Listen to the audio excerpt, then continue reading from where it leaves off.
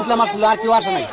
আর জামাতের লোক একজন আসে আঙ্গরে একটা কম্বল দিচ্ছে, এরপরে সকালে আসা আঙ্গরে কলা আর উঠিয়ে দিয়ে গেছে জামাতের লোক। আইসে জামাতের লোক এসে খাবার দেওয়া গেল এসে আর সান্ত্বনা দেওয়া গেল এসে আসছিল খিচুড়ি পাইছিলাম। এই যে আসছে এখন জামাতের লোক আর চাইছে খাবার দিছে, অন্য অন্য সুযোগ সুবিধার কথা বলছে। মাইলস্টোন কলেজে বিমান দুর্ঘটনা ঘটল। চারদিকে আতঙ্ক, সবাই দৌড়াদৌড়ি করে হাসপাতালে ছুটছে। সেই বিশৃঙ্খলার মাঝেই তিনি এলেন টাকা নিয়ে। আহত, ক্ষতিগ্রস্ত আর নিহতের স্বজনদের হাতে তাৎক্ষণিক সহায়তা পৌঁছে দিতে।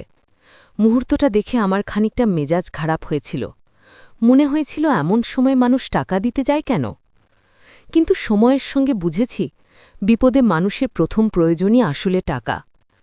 কিছুদিন আগে মিরপুরের এক কেমিক্যাল ফ্যাক্টরিতে ভয়াবহ আগুনে ২০-২২ জন মানুষ মারা গেলেন। সেদিনও মাঝরাতে সেই একই মানুষটিকে দেখা গেল প্রতিটি ক্ষতিগ্রস্ত পরিবারকে ১ লাখ টাকা করে সাহায্য দিয়ে আসছেন। কয়েকদিন পরে করাইল বস্তিতে ভয়াবহ আগুন।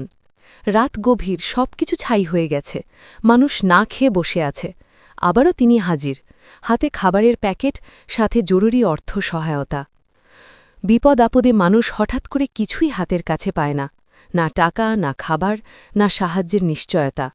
সবার আগে ছুটে আসে এমন মানুষ খুবই কম, আর তিনি ঠিক সেই প্রথম মানুষের একজন, যিনি দিনরাত সময় অসময় না দেখে মানুষের সবচেয়ে প্রয়োজনীয় সহায়তা নিয়ে উপস্থিত হন। একদিন এই বুড়ো মানুষটি আর থাকবেন না। সেদিন হয়তো সবাই তাকে খুঁজবে, তার অভাব অনুভব করবে। কিন্তু আমাদের দেশে এখনও ভালো মানুষের গুণগান করার সংস্কৃতি নেই।